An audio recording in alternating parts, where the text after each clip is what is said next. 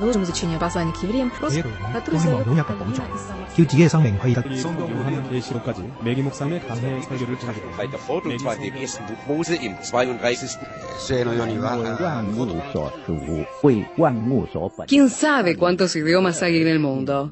Todos ellos tienen sus códigos y símbolos y muchas veces con sentidos totalmente opuestos.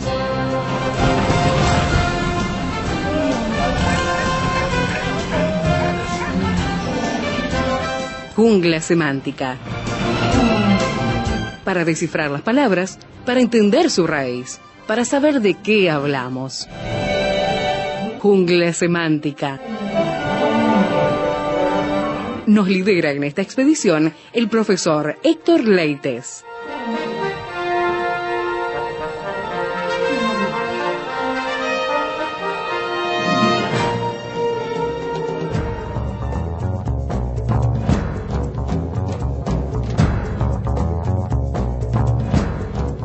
¿Cómo escaparemos si descuidamos una salvación tan grande?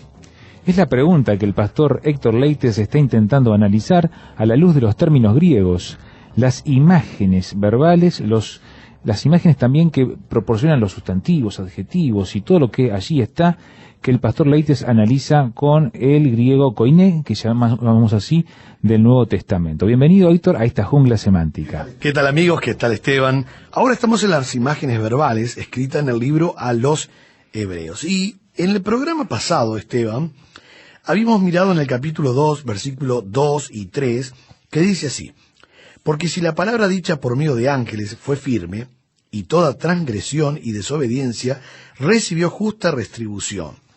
Ahora viene la pregunta retórica, la gran pregunta retórica: ¿cómo escaparemos nosotros si descuidamos una salvación tan grande? Esta pregunta, que en el griego está armada de una manera muy especial, porque el famoso escaparemos acá, la palabra escapar, es la palabra ekfeusomesa. Ekfeusomesa. Esta no me animo a decirla. Ekfeusomesa. Bueno, este verbo, escapar, es uno de los tantos verbos para huir, escapar o zafar de algo.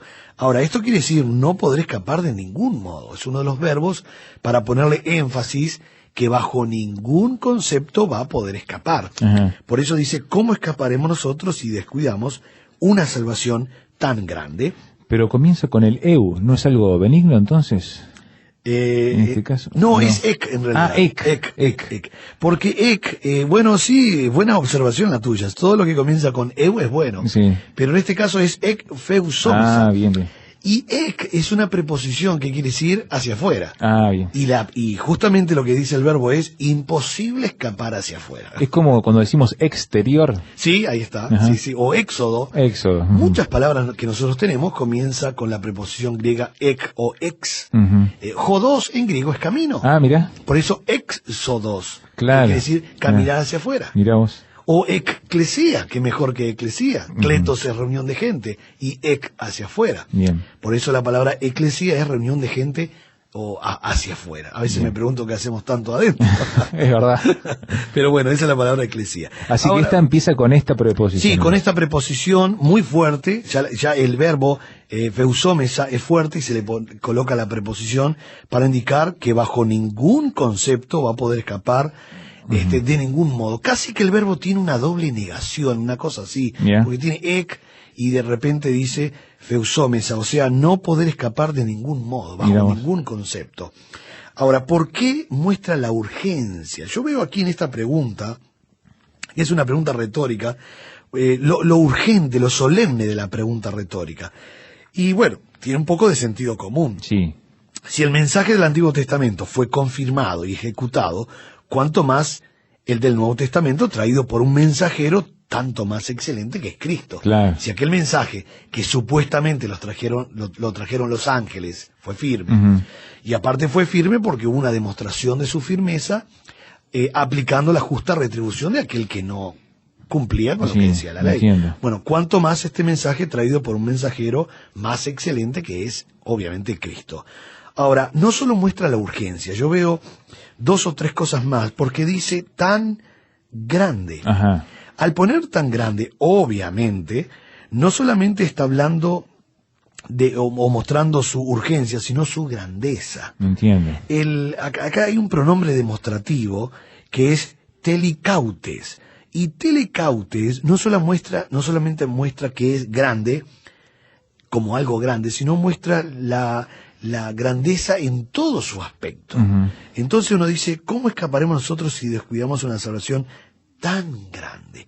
Y por eso utiliza esta palabra que está indicando que es lo urgente y lo grande, lo maravilloso que es la salvación. Ahora, no podemos dejar de lado la palabra descuidamos. Ajá. Descuidamos es el en griego amelacentes. Y yo lo menciono porque hay hermanos que están grabando, hay personas que están grabando, entonces bueno, por lo menos, otro me dice, mirá, lo dijiste el verbo y a los 10 minutos no me acordé.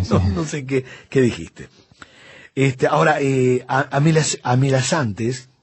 Que no es amenazante. Sí, que no es amenazante. Amelazante. En realidad es amelezantes. Amelezantes.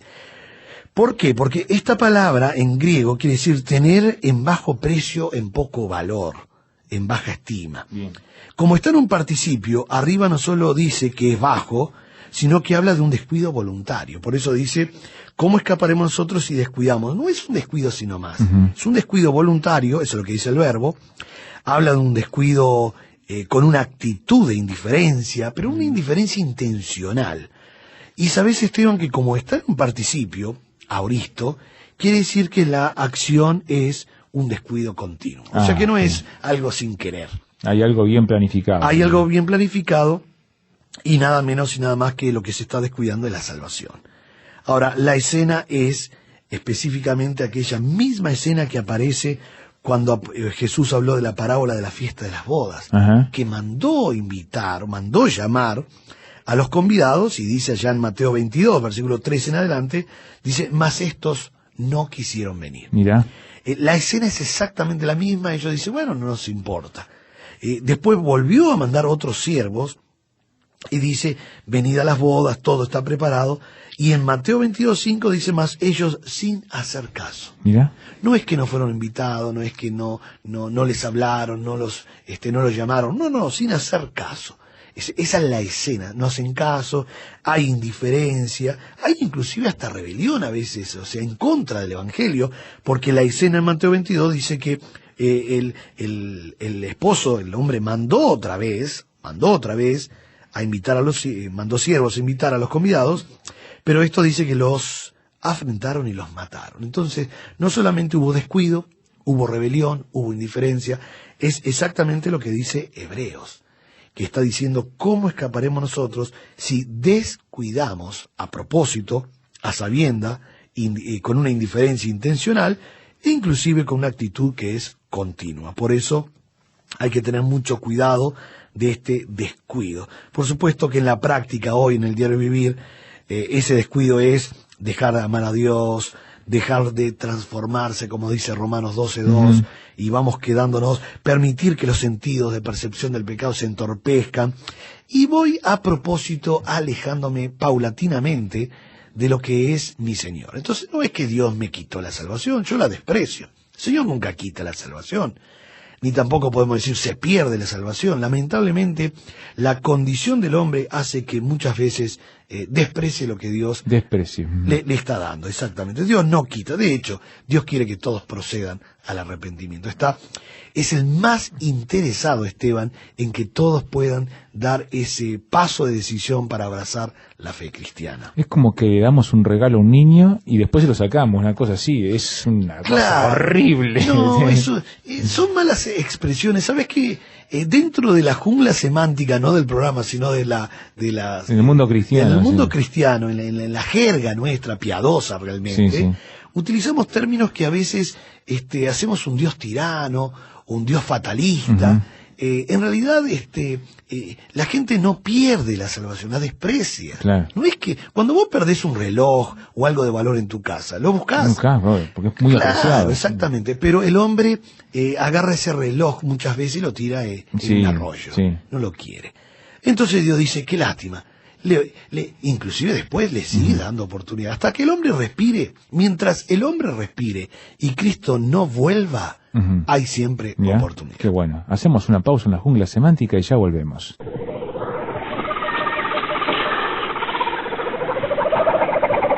nuestro canal de comunicación, junglasemántica@rtmuruguay.org.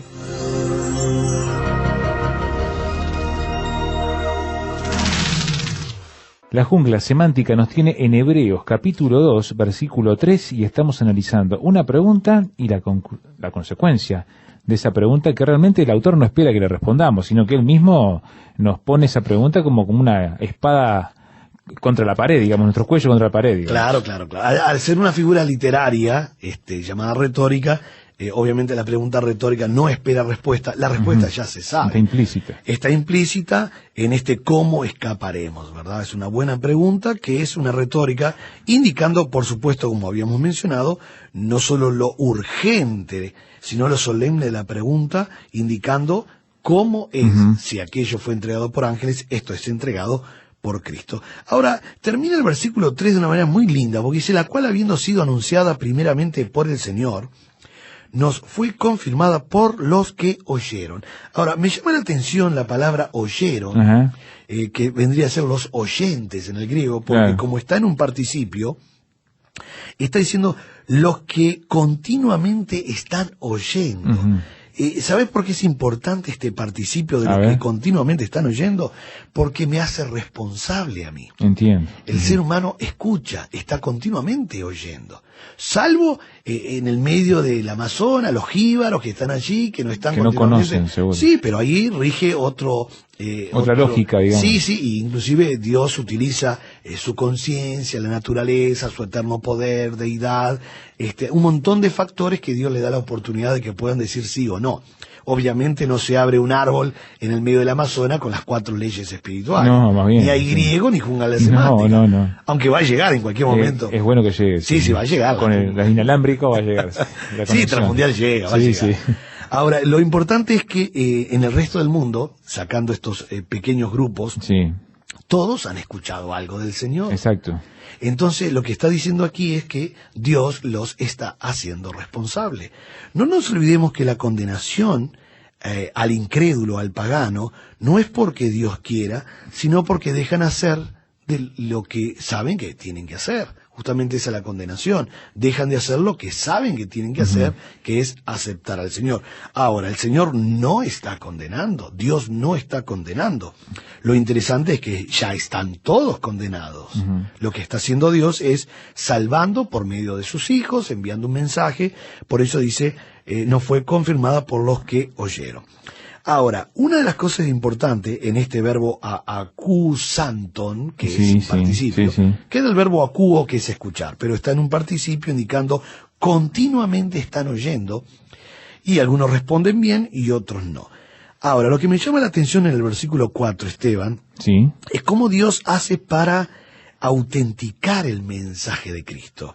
Y dice, testificando Dios juntamente con ellos, con señales y prodigios y diversos milagros y repartimiento del Espíritu Santo según su voluntad. Ahora, entonces uno recuerda que la palabra autenticar la utilizan mucho los escribanos, cuando le presentan un documento que tienen que decir esto es copia fiel del original, de alguna manera. A mí me gusta mucho esta palabra, la utilizo mucho, porque Dios continuamente está tratando de autenticar, de una manera u otra, diciendo, este es el mensaje. Mostrándose a sí mismo de una manera. Claro, fíjate que, volviendo para atrás un poquito, en el versículo 2 dice, porque si la palabra dicha por medio de ángeles fue firme, y toda transgresión y desobediencia recibió justa retribución. O sea que esa justa retribución es una manera de autenticar que lo que se decía en la ley era verdad. Y quien no lo cumplía venía la sentencia. Entonces, la disciplina o la sentencia o la retribución o el castigo era una manera de autenticar que lo que Dios había dicho en la ley era verdad. Ahora cambia la cosa, porque la manera de autenticar que Dios tiene para mostrar realmente lo auténtico del mensaje es mostrar dos cosas. Primero, la fuente es Dios. Y la manera de autenticar, dice, señales, prodigios y milagros. Pero hay que tener cuidado con esto, Esteban, porque hoy podemos hacer de las señales, de los prodigios, de los milagros y de la obra del Espíritu Santo un circo, o un show, o simplemente para vanagloria de las personas. no nos olvidemos que termina el versículo diciendo según su voluntad. Por eso lo va a hacer muy bien cuando él utiliza 3 palabras aquí, que son las mismas que figuran en el español. Sí. Porque semeia en griego es señales, Bien. después teratas es prodigios o maravillas, como Claro. mencionan algunas versiones, y milagros habla de la palabra dunamesin, que viene de la palabra dunamis, que es poder. Bien. Por eso en el griego milagros es la palabra obras poderosas. Obras poderosas. Obras poderosas. Por eso dunamesin, que es el poder obrando en Dios. Ahora, hay que tener mucho cuidado y yo quiero leer a los oyentes por qué causa Dios está permitiendo los milagros. Bien, eso es importante. Sí, para mí es muy importante. Porque hoy se habla muchísimo del tema. Sí, y sabes que no vemos realmente el plan y el propósito de lo que Dios quiere para los milagros. Nosotros vemos que el mismo Jesús, el Señor Jesucristo, en Juan capítulo 2, versículo 11 dice: este principio de señales hizo Jesús en Caná de Galilea y manifestó su gloria, y sus discípulos creyeron en él. Nunca los milagros en la Biblia, Esteban, eran para ser vistos. Eran para vanagloria, para inflar el ego. Bueno, el diablo quiso hacer eso con Jesús. Exacto, exacto. Hay que tener mucho cuidado con el prestigio que a veces algunos predicadores o personas tratan de demostrar. Yo he visto carteles diciendo grandes milagros y grandes cosas. Campaña de milagros. Sí, hay que tener mucho cuidado, aunque sabemos que tenemos un Dios soberano, Por poderoso, supuesto. que puede hacer lo que la mente humana no se imagina. Dios es el eterno y el soberano. Eso no es un tema de discusión, ya lo sabemos. Pero no precisa armar una reunión. Pero hay que para tener mucho cuidado. Y justamente lo que estoy leyendo es: manifestó su gloria y sus discípulos creyeron en él. No era para ser visto, era para crear fe en los oyentes y abrazaran a Jesús para la vida eterna. Esto está en Juan 2:11. Right. Pero si leemos Juan 2:23, dice: estando en Jerusalén en la fiesta de la Pascua, muchos creyeron en su nombre, viendo las señales que hacía. Entonces nosotros vemos, Esteban, que los milagros no eran para ser vistos, no eran para estatus, reputación, fama o dinero, exactamente, muy bueno eso. No es para eso, era para estimular la fe y que creyera en Jesús, no en Pablo, no en Pedro, aunque ellos también hicieron milagros a través del poder de Jesús. Ahora, leemos en el capítulo 3 de Juan, y yo insisto en esta cantidad de versículos. Capítulo 3, versículo 2 dice así, hablando de Jesús y Nicodemo: este vino a Jesús de noche y le dijo: Rabí, sabemos que has venido de Dios como maestro, porque nadie puede hacer estas señales que tú haces si no está Dios con él. Entonces, sabemos, dice Nicodemo, creemos, sabemos. Ahora, muy importante esto. Cuando nosotros vemos en el capítulo 11 de Juan, en el caso de la muerte de Lázaro, nosotros vemos en Juan 11, versículo 4, oyéndolo Jesús dijo: esta enfermedad no es para muerte, sino para la gloria de Dios y para que el Hijo de Dios sea glorificado por ella. Este es el propósito, que Dios sea glorificado y que la gente pueda creer en él. Y terminando el libro de Juan, para terminar este tema de los milagros, dice en Juan 20, versículo 30, muy importante, inclusive mostrando el propósito del Evangelio: hizo además Jesús muchas otras señales en presencia de sus discípulos, las cuales no están escritas en este libro. Versículo 31. Pero estas se han escrito para, fíjese el propósito, para que creáis que Jesús es el Cristo, el Hijo de Dios, y para que creyendo, fíjate continuamente aquí, creyendo, tengáis vida en su nombre. Todos los propósitos, todos los milagros que hay en la Biblia, Esteban, tienen un propósito, y es exaltar el nombre del Señor. Y obviamente estimular y decir: es realmente Cristo. Pero hoy hay milagros que no están exaltando el nombre de Cristo. De hecho, Cristo ni está en el plan a veces. Lamentablemente. Por eso, querido amigo, cuando nosotros vemos que Dios en Hebreos 2:4 está testificando, lo hace de una manera muy especial. Pero no nos olvidemos cómo termina, Dice: según su voluntad. ¿Por qué pone esta frase, querido amigo? Porque quiere poner límite. Realmente quiere poner límite a lo mencionado arriba, el tema de los milagros, las señales, los prodigios, porque es parte del plan de Dios. ¿Qué quiere decir?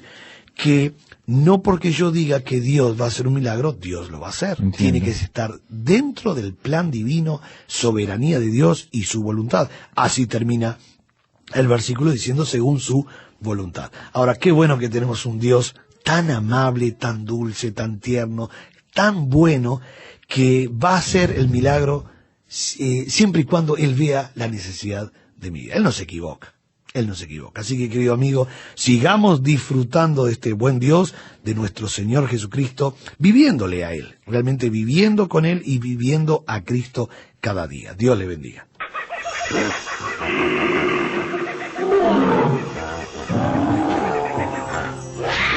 Hoy termina esta etapa de la expedición, pero lo esperamos en el próximo programa para adentrarnos en la jungla semántica. Jungla Semántica es una producción del Seminario Bíblico de Fe y Radio Transmundial. Jungla Semántica.